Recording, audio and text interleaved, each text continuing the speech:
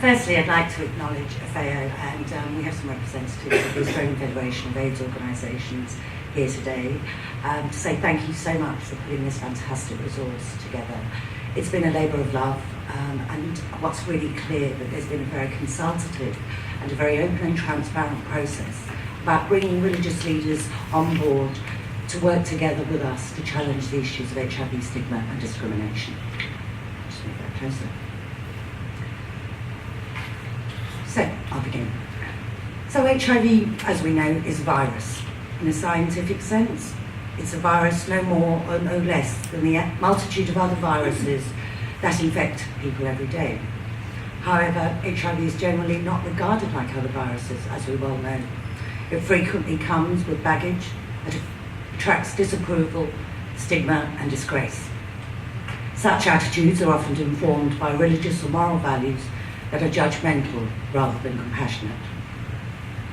During the 2011 Australian census, more than half of all Australians reported being of Christian faith, and many others reported non-Christian faiths, including Buddhism, Islam, Hinduism, Judaism, and other non-Christian faiths. The census also shows that people born overseas are more likely to be people of faith than those born in Australia. And this point is important, particularly for newly arrived migrants and emerging migrant communities who may lack social support but draw on their faith and connections to faith-based services. Religious practice and HIV intersect in many ways.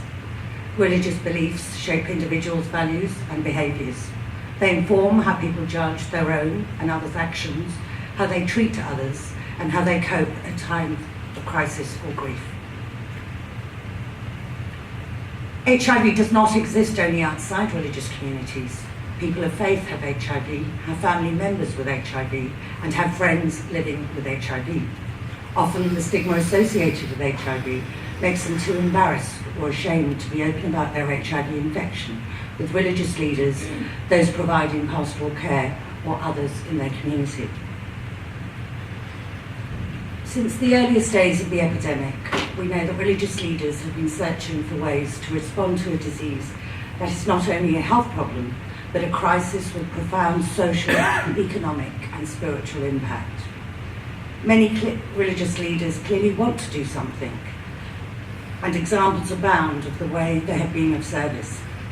Yet in some cases, religious leaders have admitted that they've actually contributed to the spread of HIV and the stigma surrounding it, by denying that it exists within their communities and congregations, and by judging and rejecting people with HIV. Faith-based beliefs and faith-based prejudice continue to impact community values and sometimes support stigma and discrimination against people with HIV. Stigma and discrimination deny human dignity and the right to fully participate in family, community, and public life. In many communities, the stigma associated with HIV is so great that a culture of silence surrounds HIV infection. That increases HIV transmission risk and undermines people living with HIV across all aspects of their lives, including family and community interactions, employment, and healthcare. People with HIV who are scared others will find out may not seek treatment or the support that could help them lead fuller, healthier lives. They may also be unable to access the information they need to prevent the spread of HIV to others. The silence around HIV further fuels HIV risk because people are unaware that others in their community have HIV and presume that they do not need to take responsibility for their own health by only engaging in safe behaviours. For service providers, efforts at prevention or care become more difficult as the HIV epidemic is driven underground. Religious leaders are uniquely poised to break this silence by acknowledging people living with HIV, ensuring their actions do not discriminate against or exclude people living with HIV, and encouraging their congregations to do the same. Religious leaders have the power to end guilt, denial, stigma, and discrimination, and open the way to reconciliation, healing, and hope.